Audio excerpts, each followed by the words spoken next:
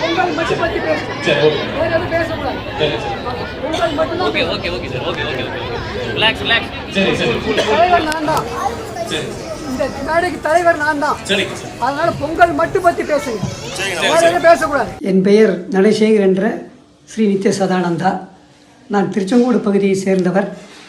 நாங்கள் இந்த பகுதியில் தைப்பொங்கல் விழா மிக சீரும் சிறப்புமாக கடந்த 60 ஆண்டு காலமாக கொண்டாடி வருகிறோம்.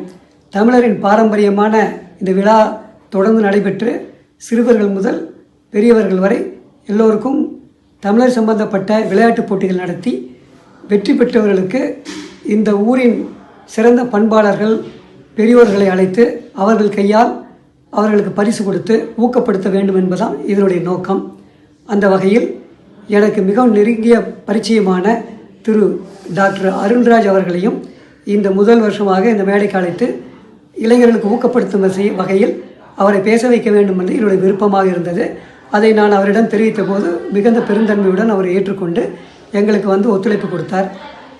அந்த வகையில் அவர் அன்று இளைஞர்களுக்கான பரிசுகளை விநியோகித்து விட்டு 2 வார்த்தை அந்த கூட்டத்தை பார்த்து பேசும்படி நான் கேட்டுக்கொண்டதற்கெனங்க அவர் தற்கால இளைஞர்களுடைய பரிதாபத்துக்குரிய நிலைகளை பற்றி அவர் விவரிக்க ஆரம்பித்தார்.